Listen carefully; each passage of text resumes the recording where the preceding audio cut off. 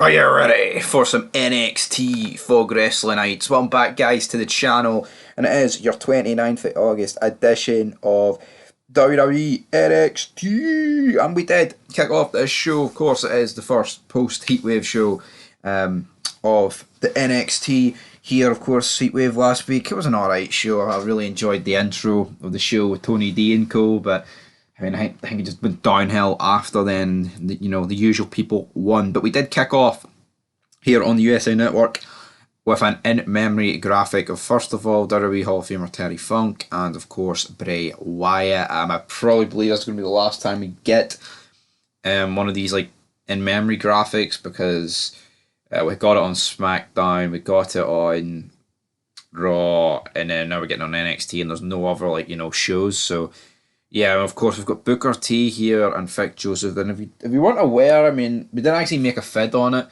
but Booker T actually found out live on his podcast. I mean, it's blew up. It's very viral at the minute about the passing of Bray Wyatt. If you watch it, it's mental, because he actually doesn't. He can't believe it's Bray Wyatt. He assumed, like, he might. I think logical sense. Like, when he heard the name Rotunda, I think his mind automatically like pointed towards IRS, his father, because that would make a bit more sense, the older guy dying. But no, it was Bray Wyatt, and he just could not believe it. It was Bray Wyatt. So yeah, very sad moment. But yeah, that is it for the tribute part of this show. We do have a steel cage match. We have the Creed brothers versus the Diad. And I mean, the match is alright, I guess. I'm just kind of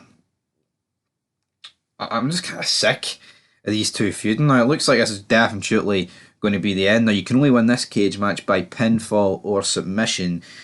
So yeah, the Creeds then get battered at ringside.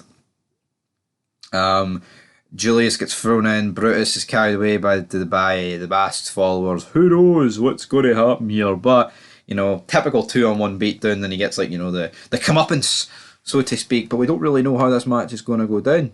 But eventually, the Creed brothers end up winning this match. So yeah, I mean, the Creeds hit the Diad for the double pin, and they get their jobs back essentially. And it looks like, the Diads have just been fucking, the schism, whatever, man. Diad schism, bleh. Looks like they've all been just fucking jobbed out. Here, getting double pinned, man. What's going on? Only Roman Reigns does a double pin. Come on, man. We then go to a new video with Roxanne Perez to hype tonight's Fatal 4-Way main event. But what's going to happen? Who knows what's going to happen? Roxanne Perez. I just don't get Roxanne Perez. See the whole storyline that she dropped the belt because of her mental health? I can't even remember. Was that real or was that fake? Or was that an actual storyline? Because either way, I don't know. I've never heard that before in fucking wrestling. I'll say that. I will say that Vic and Booker are now at the entranceway because the crew have to take the cage down, which kind of makes it, idiotic. That match is not a main event. It could not just changed it. But apparently there's going to be a tournament. Well, a tournament kicking off. We already knew, but the tournament is the NXT Global Heritage Invitational. We come back for the break though. Carmelo Hayes approaches Tony D and Shannon Stacks, and yeah, we're going to get all these guys teaming up. Who knows? But a decent segment here between these guys. We do get a bit of a fight getting broke up here. We've got the Profits, Dana Brooke, Carolina Jordan, Lola Fice, Electra, Lopez come brawling. There's a big massive brawl, man. It's like, what the fuck's going on? Yeah, but Group A, we've got Butch. What is going on here? Why is Butch on NXT and he's taking on Charlie Dempsey? Don't really understand any of this, man. What is going on? Butch does end up winning the match, but it's like, whoa, what's he doing? Going NXT. It's funny how as soon as I start talking about Butch, I just get absolutely tired and absolutely shattered for apparently no reason.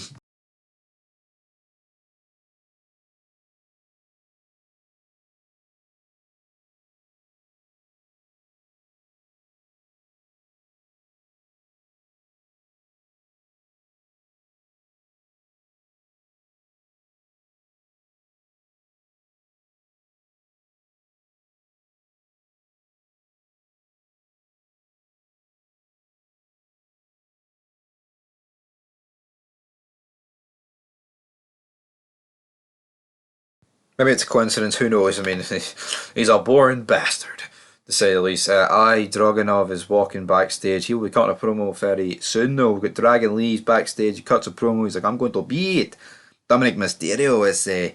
But then Ali comes like, I still deserve my one-on-one chance. Who cares, Mustafa Ali, son? Come on. Play the game. No one really gives a damn here. No one gives a damn. Dragunov comes out, says Trick Williams impressed him last week. I just don't understand this Dragunov guy. Like, they fucking book him like, 2003 Kane when he first took off the mask. Like the whole gimmick of, he can endure all this pain. He's a wee diddy, man. I mean, he's about 5'3", built like a fucking toothpick, and his gimmick is that he can endure all this pain. Not really a fan of this, to be honest, but who knows? Is this going to lead to something by him challenging for the belt against Carmelo Hayes? Probably. No Abdar. Fucking hell. This is Heritage Cup, man. I yawned earlier, now I'm yawning again. He yells through the VIP box. He interrupts this. So who knows what's going to happen here? Who knows what Dar is going to do? But it's just Lash Legend. Then it's like, Dar, the Scottish Supernova, is not scared of Aja or anyone. So is this going to result in a match? I'm going to break you, Menza. Who knows? Who knows what's going to happen? He's like Dragunov. Just absolute pish, to be perfectly honest. Then we've got Von Wagner and Mr. Stone backstage. And you know what? They're talking about Braun Breaker. Looks like it's going to be Von Wagner against Braun Breaker next week. No DQ match. Spears on the line. And you know what? Von Wagner and Mr. Stone, they alongside like Tony D and Co, are like some of the best stuff you'll get on this, man, to be honest. Then with Dana Brooke, Kalana Jordan taking on Lola Fice and Elektra Lopez. Why? Can someone honestly tell me why are we still getting Dana Brooke? Dana Brooke's just not needed. I'm sorry. Dana Brooke is no needed. Dana Brooke is no wanted. Dana Brooke is just no happening. We then see another guy walking backstage. I can't even remember his fucking name. I'll tell you that much. I will tell you that much. We then come back from the break, the Great British Bake Off. No, it's Gigi Dolan cutting a promo, and she says Tiffany's stupid for allowing her in the match. I mean, allowing her in the match? I can't even remember last week. Did Tiffany Stratton book these fucking opponents, man? Or what? She's stupid. She allowed me in the match, man. She allows me in the match. This is funny. Trick says he can't believe that Hayes is going to beat Dragunov because he knows he can, damn it. Alright, fair enough. Something along those lines. Then we get D-Jack taking on Eddie Thorpe. Thankfully, D-Jack wins. Because let's be real, why should Eddie Thorpe be beating D-Jack? D-Jack looks like a star, man. He comes out, he's just a big guy. The beard, the sunglasses, the look. Fucking this guy should be doing something, man. Something a wee bit better than what he should be. We get a promo from Kiana James hyping up the main event. We kind of got this for everyone that was in this main event. Baron Corbin then is backstage, he's yelling at a production guy, and then Baron Corbin is confronted by Braun Breaker. And looks like, who knows, they argue. You know, Braun says if Corbin doesn't get involved, it will be the end of days for Corbin. So, yeah, who knows? These two going to brawl next week, probably. We then get Los Lovatos. They have a wee vignette backstage.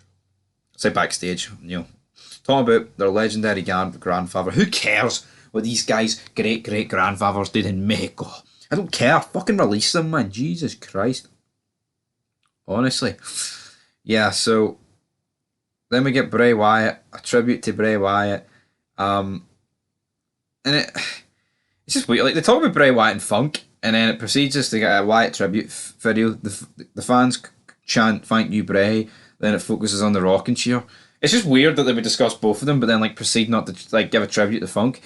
Anyway, but you know what? It's been the same. There's been the same thing that they've done all the shows. I mean, yeah, it's a nice, touching end to this matter. And then we do get Blair Davenport cutting a promo to hype the main event. Don't really care about her. Then we get an Instagram video from Rhea Ripley and Dominic Mysterio. At least they weren't there in person, guys. That's the only fucking constellation I'll take. And then we get Group B, Joe Coffey against Nathan Fraser, that guy. J Coffey, Big J Coffey, buddy. We go to Chase University, but guess what? Tia Hale is missed class. Duke Hudson and Andre Chase are worried if she skipped, but then she turns up after class and she's got a bad attitude. She says she's going out tonight, and then it looks like JC Jane and Hale are leaving. So is this the bad girl stage for Tia Hale? Who knows what's going to happen there? Then we get a new video of an NXT anonymous account. We just see a lot of people talking in this. Nothing really happening, to be honest. But then we do get our main event. We do get Roxanne Perez against Gigi Dolan, against Blair Davenport, against Kiana James. I mean, the match is alright. Much better than the women's match that happened at All Out, or All In, whatever the fuck it's called. I think it was All In. Now, obviously, Saraya winning in Wembley's a better visual than any fucking shite they could have mustered here, but this match was just overall better. So yeah, Kiana James wins. Stephanie Stratton comes out and they have a bit of a face-off. Then the camera cuts backstage. The NXT champion Carmelo Hayes. He walks into the office of WWE Hall of Famer, the Heartbreak Kid, and says, "We need to talk." And NXT goes off the air. So who knows what's going to happen there? Is Carmelo Hayes on the verge of losing his smile, or does Shawn Michaels want to take, Carmelo Hayes to Cowboy Country? I'm not too sure. But guys, it's going to be a 2 out of 10 for me. Pretty weak NXT. But until then, peace.